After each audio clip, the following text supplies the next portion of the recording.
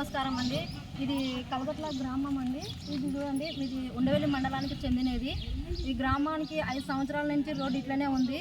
కానీ ఎవరు పాత ఎమ్మెల్యే కూడా పట్టించుకోలేదని చెప్పినారు. చల్లా వెంకటరామరెడ్డి కానీ ఎవరే కానీ పట్టించుకోలేదని ఇక్కడ ఉన్న ప్రజలు చెప్తున్నారు.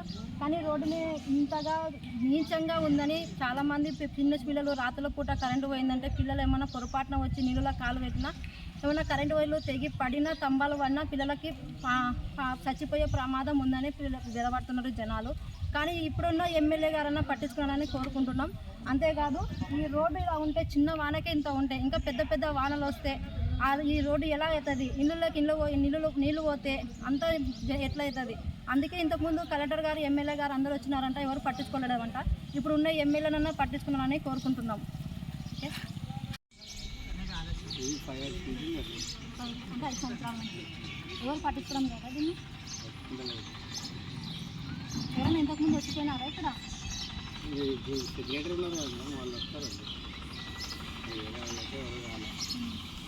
ఒక ఇందాక అడిగినాము, అడిగితే ఇంతకుముందు కలెక్టర్లు వాళ్ళంతా వచ్చి చూస్తున్నారు, ఇసుకలేసారు కానీ ఉన్న రోడ్డు కూడా చెడగొట్టుపోయినారని చెప్తున్నారు. అది నిజమేనా? స్వచ్ఛ భారత్ వచ్చినాయి కదా, స్వచ్ఛ భారత్ అప్పుడు స్టార్ట్ చేసింది.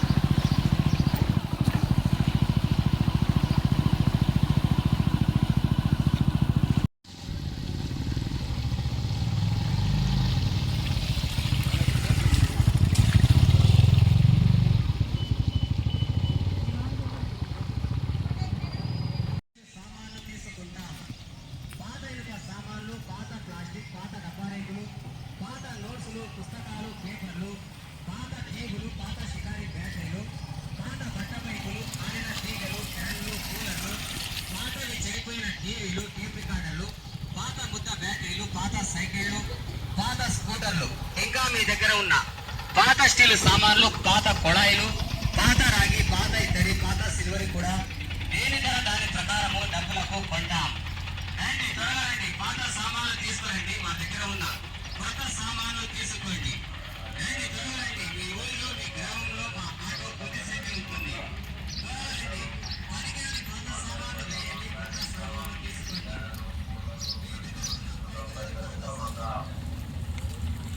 లారీలలో, బ్రాండ్లలో, బైక్లలో, ఆటోలలో పైసలు అన్నాలు, మక్కులు, సామాన్, ప్లాస్టిక్ సామాన్